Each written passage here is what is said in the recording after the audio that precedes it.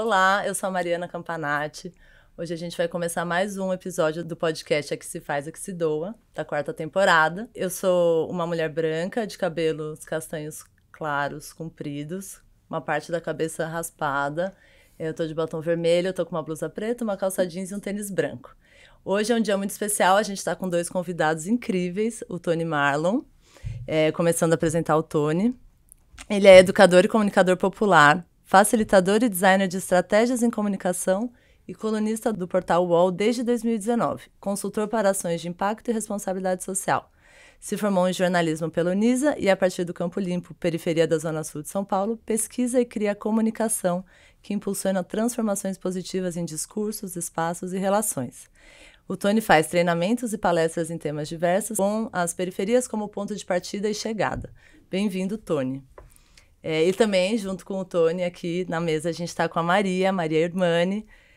Oi, Maria, obrigada por ter aceitado o nosso convite. A Maria é formada em multimídia pela Guelé 10, Instituto da Mulher Negra. Ela é escritora e roteirista premiada. A Maria faz parte da 6ª temporada do podcast Essa Geração, que foi uma das vencedoras do 2º Prêmio MOL de jornalismo. Bem-vinda, Maria. Prazer todo meu. Eu sou mulher negra, estou com cabelo trançado, solto atrás. Estou usando um casaco preto, uma camisa preta, uma calça jeans e uma bota. Eu sou um homem branco, estou usando um boné branco, escrito Racionais, uma camiseta com várias cores, eu estou usando uma calça preta, uma calça jeans preta, e nós estamos as 3 ao redor de uma mesa com vários microfones, tem também bolo. Gente, eu vim aqui dar um recado super importante. Estão abertas as inscrições para a 3ª edição do Prêmio MOL de Jornalismo para a Solidariedade. É uma premiação que reconhece o trabalho de jornalistas, comunicadores e estudantes que estão cobrindo as ações da sociedade civil, estão cobrindo o terceiro setor, ações de solidariedade, estão ocupando a imprensa brasileira com notícia que a gente quer ver. Para você saber mais sobre esse prêmio, acesse o site. É www.premiomoldejornalismo.institutomol.org.br. A gente vai deixar o link certinho aqui na descrição do episódio. Ajuda a gente também a espalhar para quem precisa saber dessa novidade. E agora, bora de episódio. Para esquentar o nosso papo, que vocês contassem um pouco, a gente vai falar hoje de comunicação, de maneira geral, né? E dentro das nossas atuações, como que isso, né, se apresenta. Como que vocês chegaram nesse mundo, nesse universo da comunicação? Posso começar? Por favor. Bom, eu ainda estou começando a trilhar esse caminho. E eu cheguei tentando desvendar qual era a minha missão. Porque durante a minha adolescência eu tentava buscar uma faculdade, aquele papo que sempre vem, que faculdade você vai fazer? Que profissão você vai seguir? E eu não conseguia me encontrar em profissão nenhuma, exceto na comunicação, mas eu queria me distanciar, porque tinha um estigma muito grande em relação ao futuro, às incertezas e tudo mais, e isso me causava muito medo. Então eu posterguei durante alguns anos. E mais ou menos em 2022, eu resolvi investir de vez. Eu estava fazendo faculdade de Ciências Sociais na Unifesp, e aquilo não me agradava. Eu já tinha passado algum tempo assim, tentando, fazendo, teste vocacional, conversando com outras pessoas, e aparecia sempre comunicação, jornalismo, letras, e eu tentando fugir. E só que aí eu pensei, bom, e se eu tentar, né, de uma vez? E foi aí que eu cheguei no Guelé 10, na primeira turma do curso de multimídia. Naquele momento eu ainda estava tentando descobrir se era isso mesmo, se fazia sentido, e no Guelé 10 eu acabei descobrindo que essa era a minha paixão. Então, acho que desde então, é pouquíssimo tempo, mas eu tenho tentado, assim, insistir, e toda vez, graças ao Guelé 10, eu encontro oportunidade de continuar tentando, sabe? De acreditar que é possível. Então, foi mais ou menos assim que a comunicação chegou, então, ainda é muito novo na minha vida. Maravilha. A comunicação para mim chega quando eu era criança, sempre fui apaixonado por rádio. Eu sou do norte de Minas Gerais, de um povoado no norte de Minas, e o rádio sempre teve um papel muito importante na construção do imaginário, era o único veículo que tinha lá, né, a única coisa que chegava. E eu sempre fui muito encantado pelo rádio como veículo, até hoje, porque o rádio, metade da história quem dá é quem conta, e a outra metade é quem escuta. E eu sempre brincava muito com isso. Falei, meu Deus, isso é muito legal. É uma história compartilhada. E eu torço pro Flamengo, então eu ouvia muito as rádios do Rio de Janeiro e ficava encantado como eu podia pensar o Rio de Janeiro sem nunca ter chegado perto da cidade. Então o meu encantamento vem daí, mas a materialização disso vem por conta de um projeto social. Sempre fui aluno de organização social, o Projeto Arrastão, que é uma organização que tem na Zona Sul de São Paulo. E um dia eu fui fazer um curso de culinária, de gastronomia que tinha lá, e a tia Selma, que é a gestora, virou e falou, entra aí, não fica na rua não, entra aí pra fazer uns cursos. Aí a gente entrou, fez os cursos, e aí eu lembro que eu perguntei pra ela, tem como aprender jornalismo aqui? Ela falou, tem um negócio chamado voluntário, que vem aqui, e aí essas pessoas ensinam coisas. Eu falei, pronto, então é aqui mesmo que eu vou ficar. Então, ficava fazendo aula de gastronomia sem entender absolutamente nada, porque eu queria que aparecesse alguém de jornalismo para poder ser voluntária, para eu poder materializar esse sonho desde os 9, 10 anos de idade. E aí foi assim, esse curso criou um jornalzinho chamado Sabor das Letras, que eu tenho até hoje. Foi a primeira vez que eu escrevi em algum lugar. E aí depois disso o Projeto Arrastão e a Fundação Abrim, que me deram uma bolsa de estudo. E aí eu fui cursar jornalismo por causa da bolsa de estudo. E a partir daí fui co-construindo um monte de projetos e organizações neste campo. Então foi assim que eu me encontrei. Uau, gente, que linda a história de vocês. Tony, aproveitando esse gancho, assim, eu queria que você contasse um pouco, a gente vai falar mais sobre isso, mas o que é o conceito de jornalismo comunitário? Porque a gente conhece bastante jornalismo e a gente tem algumas ideias já pré-concebidas, mas o que a gente está falando de jornalismo comunitário? Uhum. Pois é, acho que a gente pode começar dizendo que existem vários termos para a mesma coisa, né? Então você tem jornalismo de quebrada, jornalismo de favela, por exemplo, que é como a galera do Rio se posiciona, o jornalismo popular, o jornalismo comunitário. Então, são muitos termos. Mas eu acho que a essência, o espírito da coisa, que é o que nos interessa aqui, para mim, pelo menos, né? E aí o conceito está sempre vivo e está sempre se movendo de um lado para o outro, mas para mim são pessoas que contam histórias de dentro para dentro. Essa é a minha definição meio Tony de contar, né? Então, para mim, esse jornalismo é um jornalismo que parte dessas histórias de vida, desses interesses, destes contextos, né? E desses potenciais futuros desse território para não só se contar para o mundo, mas também contextualizar o mundo. Isso também é uma coisa que eu venho pensando bastante, né? Ou seja, esse jornalismo que é uma ponte, uma tradução entre essas várias realidades. Mas eu acho que, acima de tudo, para mim, é bem forte o que a Periferia em Movimento, que é uma referência para mim, né, diz, né, que é um jornalismo com, sobre e para as periferias e favelas. Então, isso, para mim, é o jornalismo comunitário e popular. Quais são os de referência hoje que você tem, assim, que você conhece, que estão fazendo isso já há bastante tempo, que nem você comentou do Periferia em Movimento? Tem outros? Vários.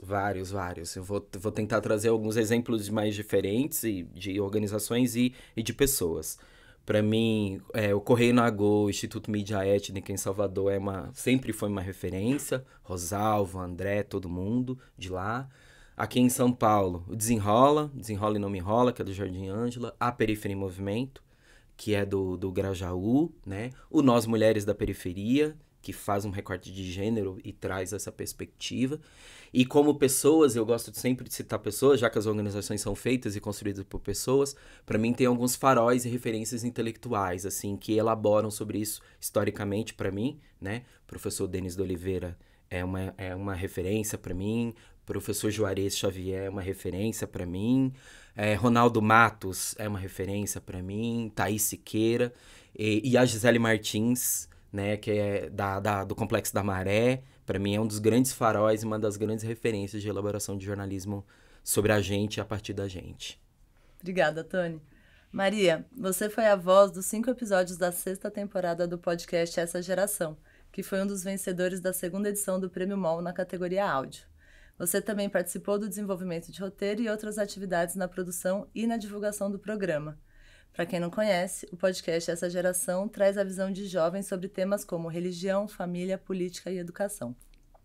A 6ª temporada foi feita em parceria do GLE10, Instituto da Mulher Negra, e teve como tema central a decolonialidade.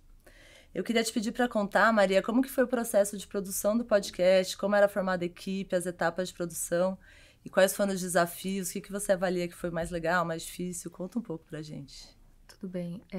O nosso processo começou ainda no curso de multimídia, porque nós sabíamos que nós teríamos uma oportunidade para praticar o nosso aprendizado. E na época, pelo menos eu não sabia muito bem em qual, para quem nós iríamos trabalhar, mas nós sabíamos que ia ter uma oportunidade. Então chegou a Fundação Tid Setúbal com essa proposta de construirmos a 6ª temporada. E no início eu fiquei muito feliz porque eu queria muito viver na prática a escrita. O meu foco sempre foi o roteiro, sempre foi a área que eu mais gostei de estar escrevendo, criando essas coisas. E no processo, como eu estava com colegas de turma, eu me senti muito confortável. Eu acho que no começo o mais difícil foi encontrar o tema, porque nós tínhamos muitas ideias e nós partimos de um princípio que a nossa coordenadora, uma das coordenadoras, Natália Carneiro, nos indicou que as nossas ideias elas conversavam dentro de um guarda-chuva maior, que era a decolonialidade. No início nós não sabíamos, mas conforme nós fomos pesquisando e escrevendo, nós entendemos que a decolonialidade já fazia parte da nossa vida, das nossas ações e das nossas escolhas, sabe? Inclusive, o nosso próprio estar no podcast já era uma ação decolonial, né? E essa oportunidade de participar como narradora, né? Eu acho que chegou como consequência de uma prática que eu já tinha tido dentro do curso, porque eu já tinha atuado como narradora no podcast que o meu grupo ficou responsável, né? Nós tínhamos 3 grupos e cada um produziu um material. Um ficou responsável por produzir uma web reportagem, o outro um documentário e o meu, que era menor, produziu um podcast. Então, meio que, talvez por já ter tido essa prática, eu estava num lugar mais seguro, assim, um lugar mais confortável. E as pessoas gostaram da minha voz. E eu meio que fui escolhida sem nem falar nada. Só disseram, precisamos de uma voz amiga, porque foi um desejo que se criou né, no processo criativo, que deveria haver uma narração para criar um dinamismo com os convidados. E a minha voz foi escolhida, eu não consegui nem falar nada. Foi até engraçado, porque foi mais ou menos assim, precisamos de uma voz amiga. Quem se dispõe? E o pessoal ficou assim, meio tímidos, e eu... a Maria, porque costumo me chamar muito de Maria. A Maria fala muito bem, aí deram esse exemplo e meio que foi unânime. Então, nesse primeiro, foi assim.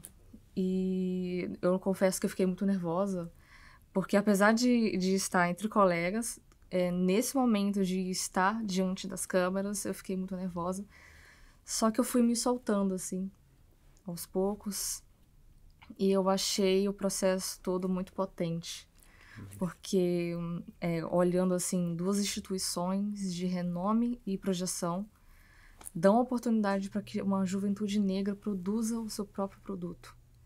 E nós tivemos muita liberdade de criação, muito espaço para praticar e aprender. Nós tivemos nossos erros, mas deu muito certo. E eu acho que, pensando agora nesse prêmio que veio, foi mais uma mensagem de que vale a pena continuar, sabe? Nós já tínhamos essa impressão, mas foi que, nossa, estão olhando para o que nós estamos criando. Porque muitas vezes a gente cria coisas que acabam ficando num lugar de apagamento.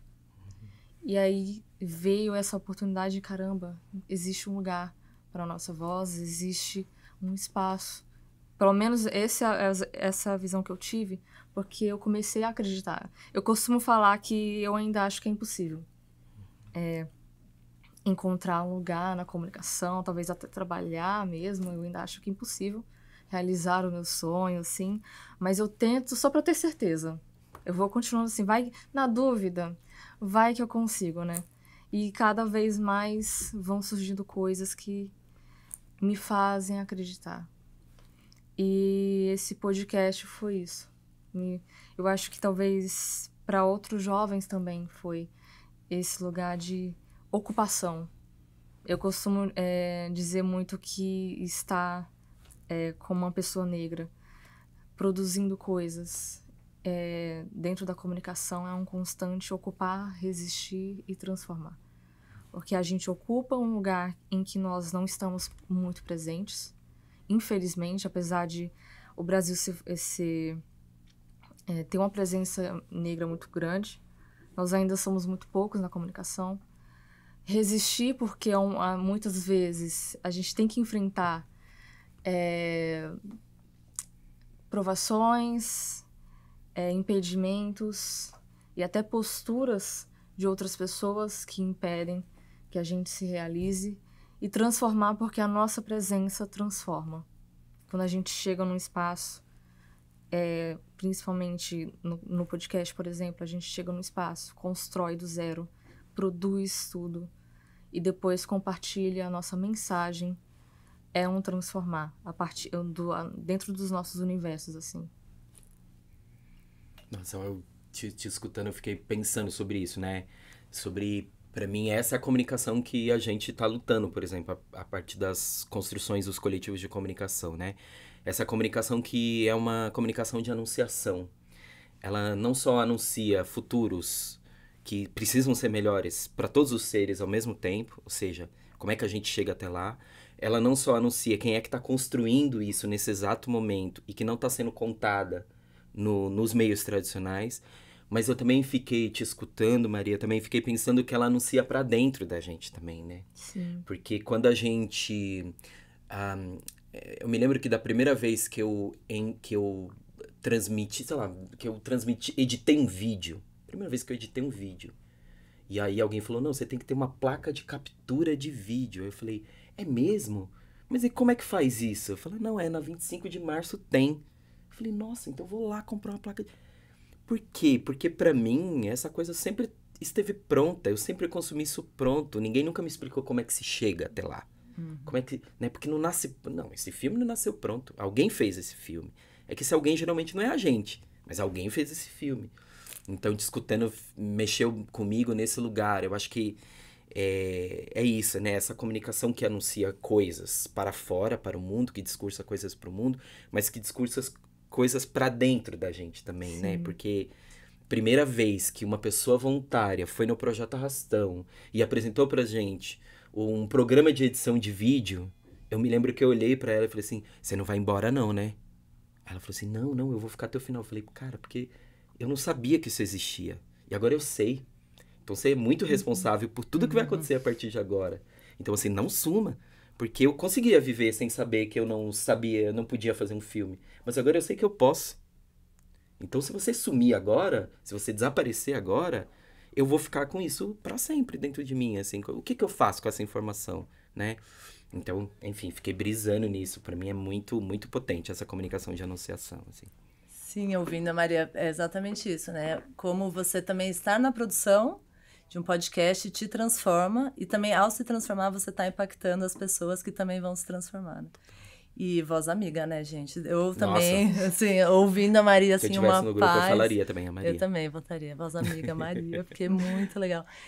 Como que vocês estão agora olhando para a nova temporada do podcast Essa Geração? Se está nos planos? Como tá? Bom, nós estamos pensando bastante. É uma vontade nossa de continuar a nossa trajetória. Eu acredito que dessa vez vai ser um pouquinho diferente. Algumas coisas vão ser semelhantes, outras nem tanto, mas nós estamos aí pensando em continuar. Eu acho que muito por conta do primeiro processo que nós vivemos, nós pensamos, queremos continuar. Nós gostamos de fazer isso. Porque até você falou antes sobre nossa posição lá, nossa postura lá durante o prêmio. Nós estávamos muito assim, meu Deus, nós estamos aqui. Eu lembro que quando eu não tinha muita dimensão, não conhecia o Instituto MOL, felizmente, mas eu não tinha muita dimensão do que significava estar naquele lugar. Foi quando eu fui sabendo quem eram os outros concorrentes, quem eram as pessoas que estavam ali, que eu fui percebendo a dimensão, sabe, o que nós estávamos vivendo, a importância daquele momento por conta... Não sei como dizer, sabe, a potência que nós alcançamos. A nossa mensagem chegou. Porque a gente sempre escuta, né? A nossa juventude escuta muito. Vocês não têm nada a dizer. Vocês não sabem do que estão falando. E então nós criamos algo de uma forma muito madura, muito posturada, costumo dizer assim. Foi muito... Temos que fazer isso aqui, vamos fazer direito. E chegando nesse lugar, foi muito transformador. Assim, não foi nem num lugar de deslumbre, mas sim de... nós podemos alcançar qualquer lugar. Não podemos ter medo. Lembro até que só podia uma pessoa subir no palco. E nós pensamos, não, nós temos que subir juntos. Que quem estava lá, nós conversamos assim, nós temos que subir todos juntos. Porque nós participamos disso, nós, sabe, isso é nosso também. E nós fomos lá meio que na rebeldia mesmo. A gente nem chegou a falar assim pro representante, que tinha um representante de Gueledés e Fundação de Setúbal. Nós nem chegamos a conversar. Acho que nem foi tão delicado assim, mas nós simplesmente chegamos. Não, nós vamos subir, é nosso também. E a gente foi. Foi incrível essa cena, e tem que ir mesmo, assim, né? Porque era um palco para todo mundo, para esse grupo mesmo, assim. Essa discussão, né, sobre jornalismo, comunicação, é também um pouco a minha área de pesquisa e de interesse, assim. Eu fico muito, muito intrigada como a mídia faz a cobertura das ações das organizações da sociedade civil, como que contempla justamente a diversidade, outras narrativas. E a gente vive uma crise, assim, de jornalismo, né? E acho que uma das discussões a gente tem o que é comunicação, o que é jornalismo. Eu queria ouvir vocês. O que vocês entendem que a gente poderia fazer para ocupar mais, talvez, uma mídia tradicional ou não, ou fazer outro caminho, assim. E como as pessoas estão consumindo informação também, que eu acho que esse é um outro critério, né? Essa crise do jornalismo é que também esse formato, talvez as pessoas não estejam acessando e consumindo isso. E aí bate e vai para a questão do jornalismo comunitário, que é fazendo a informação chegar, assim. O Prêmio MOL, ele existe muito com essa intenção da gente ajudar a fazer a imprensa pautar mais o que está sendo realizado pelas organizações da sociedade civil, né? Para inspirar, para a gente ampliar a cultura de doação e fortalecer a atuação do terceiro setor, assim. Então, é um desafio nosso também. Eu queria muito ouvi-los como especialistas da comunicação, assim, quais são as ações, o que a gente faz, como que a gente amplia essa conversa, sabe? Como que isso chega mais? Como que a gente ocupa os grandes espaços de audiência também? Eu queria ouvir um pouco sobre isso. Olha, especialista, eu acho que é uma palavra um pouco forte para mim.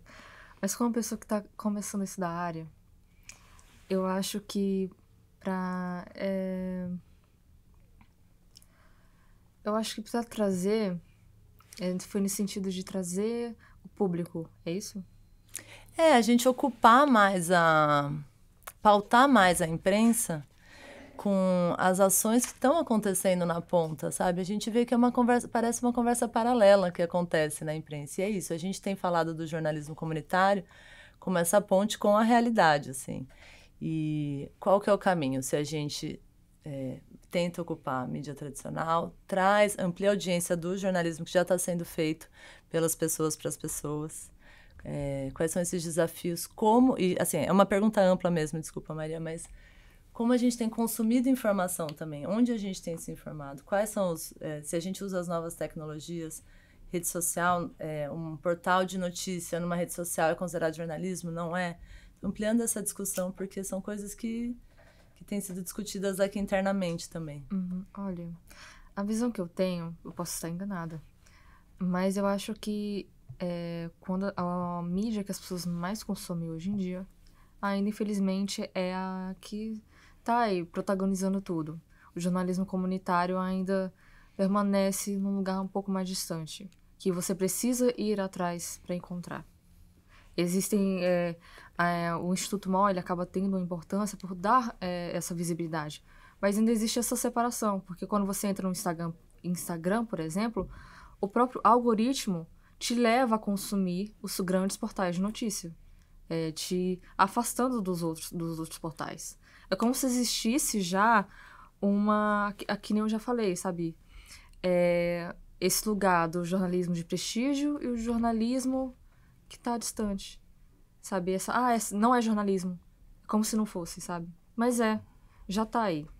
E eu acho que a visão que eu tenho é que esses portais, pelo alcance que tem, pela projeção que tem, né? Pode existir uma coexistência. Tipo, de dar lugar a... Não dar lugar, mas dar espaço para que as pessoas que produzem esse jornalismo comunitário entrem e produzam também, sabe? Talvez criar espaços... não sei, como se fosse assim... Nós temos essa estrutura. Nós podemos, por que não inserir essas pessoas também? Elas já estão aqui. O jornalismo, esse jornalismo comunitário, ele tem valor. Ele já existe. E só que as pessoas não estão conseguindo encontrar por conta dessa estrutura. Então, nós vamos fazer com que coexistam, pelo menos no início, porque seria muito legal que as pessoas conhecessem, que entrassem assim, vamos só usando o Instagram, assim, como exemplo, mas assim, aparece aqui sem que eu precise ir atrás, sem que esse jornalismo seja sufocado pelas grandes mídias, sabe? Então, assim, já que existe esse lugar, vamos trazer, em vez de distanciar, sabe? Ainda tá muito distante, é sempre assim, jornalismo comunitário e jornalismo ainda. E a gente pode... É tudo uma coisa só. São, sabe, como se fossem vertentes. Pelo menos a visão que eu tenho, posso estar enganada. Mas, assim, é mais um tipo de jornalismo que tem o seu lugar, tem o seu prestígio, mas que precisa dessa... Não sei se é coexistência, uma aliança, talvez. Não sei se faz sentido. Que exista um projeto, uma política que atue para que essas vozes também encontrem protagonismo. Porque se tem uma estrutura que privilegia uns em detrimento de outros, vai sempre existir uma voz principal e outras secundárias. E essas vozes vão sempre estar num lugar de luta, luta, luta, enquanto as vozes principais se elas continuarem nessa estrutura de você não vai chegar, você não tem valor, você não é profissional, tem muito isso, assim, por exemplo, se eu pegar uma câmera de vídeo e fizer uma reportagem sobre uma coisa que está acontecendo aqui na minha comunidade, isso não é jornalismo? Só porque não está na televisão, porque não está numa grande rádio, porque não tem os elementos, assim, sabe, uma câmera super profissional, um microfone super profissional, isso não é jornalismo? Se eu estou dando voz a esse problema da minha comunidade, isso não é jornalismo? Então eu fico pensando, tem que existir essa valorização, não é nem ceder espaço, porque é como se o espaço fosse de alguém, e não é. É tipo assim, vem, esse aqui também é o seu lugar, sabe? É mais ou menos isso. Eu lembro que isso me fez lembrar de quando eu estava no ensino médio e eu tive que fazer acho que um grupo teve que fazer um trabalho sobre um problema do nosso bairro, que era um córrego que nunca era resolvido. A subprefeitura não fazia nada e parece que as pessoas viviam literalmente com aquele córrego em frente às suas casas. E nós tentamos correr atrás da subprefeitura, enviamos perguntas porque queríamos entender, queríamos realmente fazer alguma coisa e nós ficamos em silêncio. E aí nós simplesmente ficou para trás. Eu fico pensando, se a gente tivesse produzido uma reportagem, provavelmente ela seria engolida por outras mídias. E aí esse problema existe. Nós estamos aqui produzindo para a nossa comunidade, só que ninguém vê porque existe uma estrutura que não nos enxerga. Então, assim, tem que enxergar, sabe? É nesse sentido, tipo assim. Tu perguntou, né, sobre como é que faz, né, ocupa os lugares, a gente investe aqui. Eu não estou certa, é só uma estratégia que sempre tive. Eu acho que a gente precisa ocupar todos os lugares. Quando eu digo ocupar todos os lugares, eu estou dizendo que na comunicação, na mídia tradicional, nos espaços de mídia tradicional, desde que esses lugares sejam éticos e cuidadosos e te dê liberdade, acho que precisa fazer. Escrevo no UOL desde 2019 e eu tenho absoluta liberdade e desde o começo contei para elas que eu vou contar as nossas histórias. Essa vai ser o ponto de partida. Não é sobre Brasília, eu vou contar sobre o Campo Limpo, eu vou contar sobre o Recife, é sobre esses lugares, né? Então, sempre tive liberdade, então estou lá. Mas, paralelo a isso, sempre estive construindo todas as outras coisas. Nesse momento, nós estamos botando no mundo, desde o ano passado, a coalizão de mídias. Favelada, periférica, quilombola e indígena. Que é uma construção política, uma articulação política. Ou seja, uma coisa é cuidar do presente e outra coisa é formular já esse futuro que vem aí. Porque ele vem aí, né? Então, para mim, essa é a minha estratégia e essa é a minha elaboração. Eu acho que com relação a esse jornalismo, a essa comunicação favelada, periférica, quilombola, indígena, né, que a gente tem feito, eu quero aproveitar, inclusive, para dizer que eu acho que precisa de um olhar ainda mais estratégico por parte das investidoras sociais, por parte das fundações e institutos, que ainda percebem a comunicação como produto e não como estratégia política. Para mim, isso é bem visível na característica dos editais, na característica da política pública. Ela é pensada como um produto. Tipo assim, qual é o produto que você vai entregar? Mas se eu faço uma formação com 40 meninos e meninas do Ibura, lá no Recife, já tô. Esse é o produto, eu já tô fazendo essa articulação. Então, acho que esse é o papo para mim, assim, galera, vamos olhar para a comunicação como estratégia política. E não como somente fornecedores, e não somos somente linguagem técnica. A gente ainda tem, me parece, ainda no campo social, de impacto social, uma leitura da comunicação somente nesse lugar técnico, e não como uma estratégia política. Mas aí a cada 4 anos, todo mundo fica meio desesperado, querendo procurar os coletivos de periferia, os coletivos de favela. Fala, pô, gente, a gente está aqui construindo todo dia. Né? E eu acho que um exemplo prático disso nós estamos neste exato momento num debate sobre qual é a função social do debate eleitoral da forma como ele está posto agora. Que ele só está rebaixando a nossa humanidade. Sim. Não entrega nada de novo. Sim. Não entrega nenhuma proposta, né, Maria? Pra gente. Pronto. Mas eu fico pensando sobre isso, né? Como referenciando aqui o Nego Bispo, né? Eu vou falar de nós vencendo? Porque para falar de nós perdendo, já tem muita gente que faz. Pronto, vou referenciar ali para dizer o seguinte. O Desenrola e Não Me Enrola, coletivo ali de Jardim Ângela, que faz jornalismo a partir das identidades culturais periféricas e faveladas, está produzindo semanalmente, todas as terças-feiras, um debate com candidaturas à vereança na cidade de São Paulo. Um debate sério, profundo, em que são escutadas as pessoas que falam a partir daquele território. Para mim, é essa história que eu vou contar. As pessoas precisam saber que o Desenrola está fazendo isso com uma equipe totalmente de lá, com umas câmeras da hora, com uma qualidade absurda, com a molecada que estudou áudio, que estudou vídeo, que sabe fazer o corte. Quem faz o corte para rede social é também uma pessoa dali de perto e tal. Entende? A gente precisa contar isso. E para além de contar isso, encerro dizendo que esse é um pedido mesmo. Fundações, institutos, investidoras sociais, olhem para a comunicação, para a produção, para a comunicação periférica, favelada, quilombola, indígena, como estratégia de construção política de futuros possíveis para todas nós. Não olhem somente como produto. A comunicação que a gente produz não é só produto. Se a gente escolheu determinadas palavras, e isso eu falo com várias amizades que trabalham em outros veículos, falam, se eu estou escrevendo dessa maneira, com esse tom de voz, com essa escolha de palavras, se o meu áudio é editado dessa maneira, acredite, eu sei por que eu estou fazendo isso. Eu posso nunca ter entrado numa faculdade, mas eu estou produzindo há 8 anos, eu sei por que eu estou fazendo isso. Eu sei que é essa palavra que afeta e movimenta quem está do outro lado. Ela é uma escolha. Então eu acho que eu acho que tem esse convite mesmo pro campo para olhar. E a última coisa para mim até anotei aqui para não perder, ó.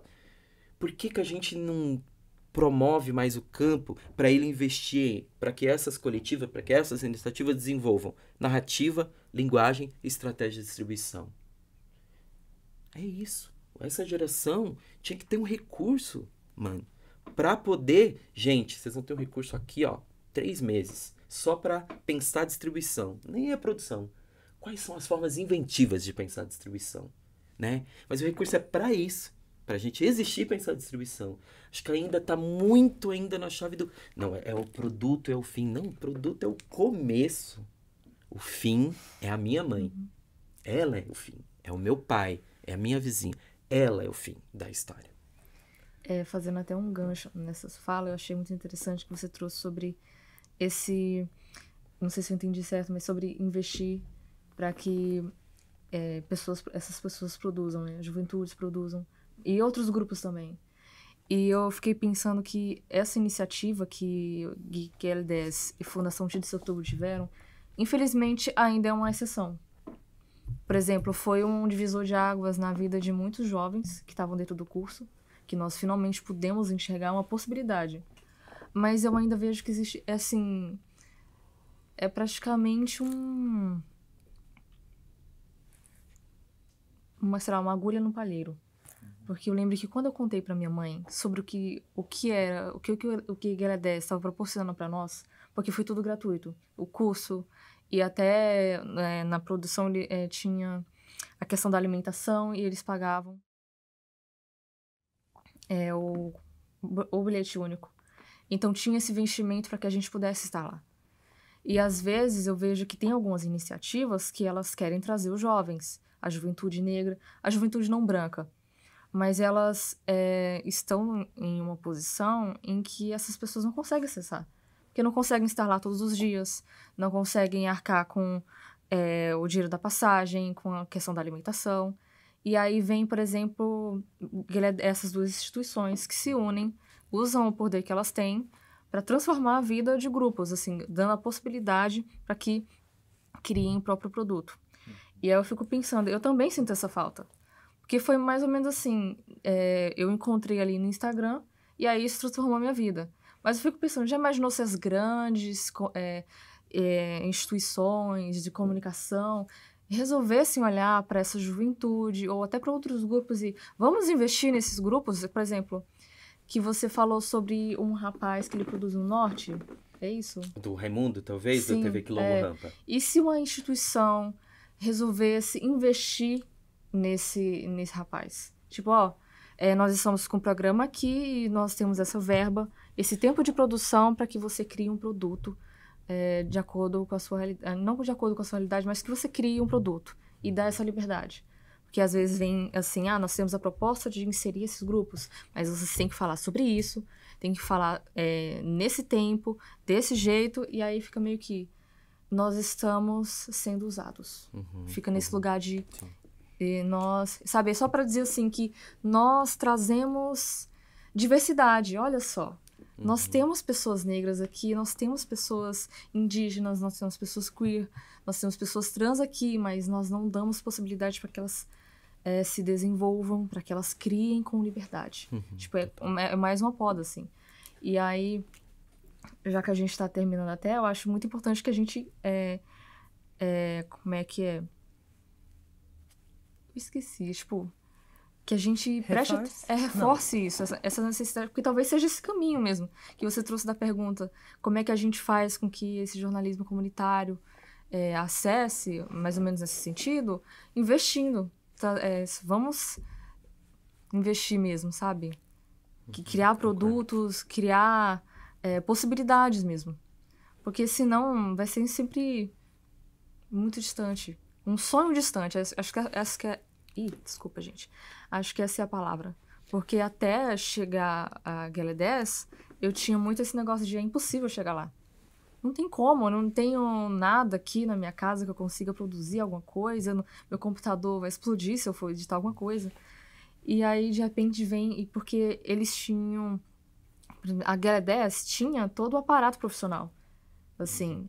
E tinham até os computadores, o arquivo de HD, MIDI, tudo mais, era tudo profissional. Então, a gente tem esse lugar também, de oferecer o lugar, mas oferecer um lugar que seja de qualidade, para que a pessoa consiga produzir. Porque não adianta nada você dar a possibilidade e deixar que a pessoa... como eu posso explicar?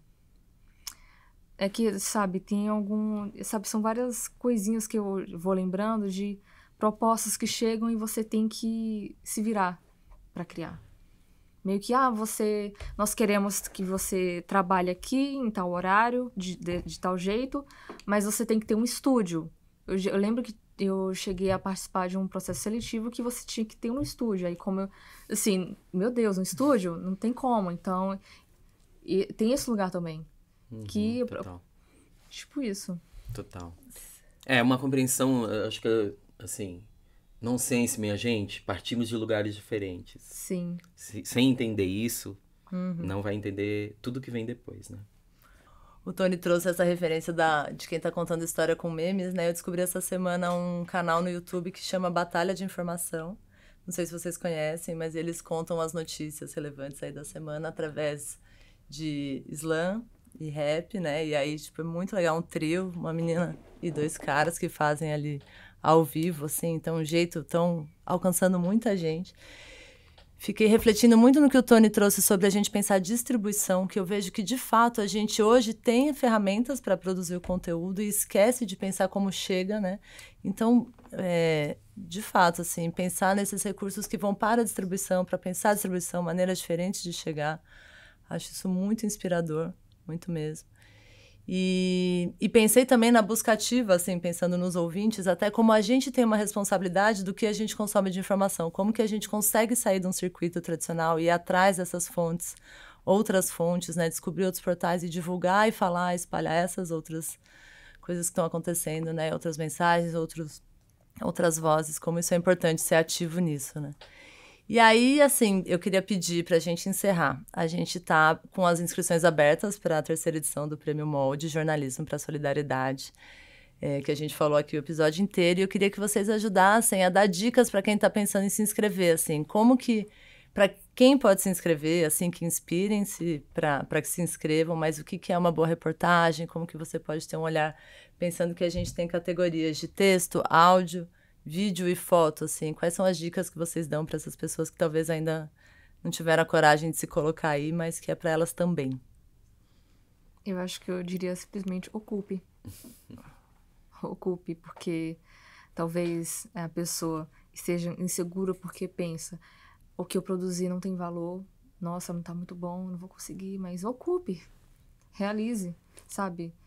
Porque eu acho que a partir do momento que uma pessoa se predispõe a construir uma mensagem que vá além dela mesma, ela merece ser ouvida, sabe? Merece, sabe?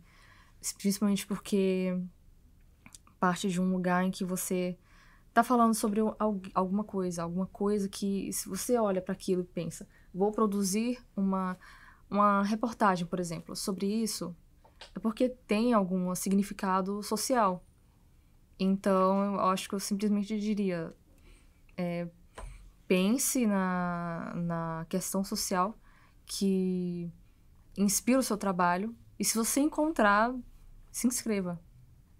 Porque é isso. Eu não tenho nada para dizer depois disso que Maria trouxe. Acho que é basicamente isso mesmo. E meus 20 centavos para mim, comunicação, para mim, o jornalismo que eu acredito e a comunicação que eu acredito é quando a gente conta uma história que afeta as pessoas, que move os sentidos, as sensações das pessoas e as decisões dela do ponto A para o ponto B. É isso. E aí eu acho que tem um exercício no restante do mundo, inclusive nas faculdades de comunicação, inclusive nos próprios veículos de mídia tradicional, às vezes, neste tempo que nós estamos, é bem possível que neste tempo que nós estamos, essa maneira de afetar e convidar as pessoas a se movimentarem para uma decisão, para uma sensação, não é como era nos anos 90, não é como era nos anos 80, não é como era nos anos 70. E eu acho que o mundo precisa entender isso. Então, quando você traz esse exemplo da batalha, é isso. Essa galera sabe exatamente com quem tá falando, qual é a linguagem com quem tá falando, né? Qual é a estética que dialoga. Se eu tivesse numa faculdade de jornalismo, eu olharia para essa galera e falaria, vem dar uma aula. Porque é essa galera que está produzindo comunicação que atravessa os sentidos, as sensações e as decisões das pessoas.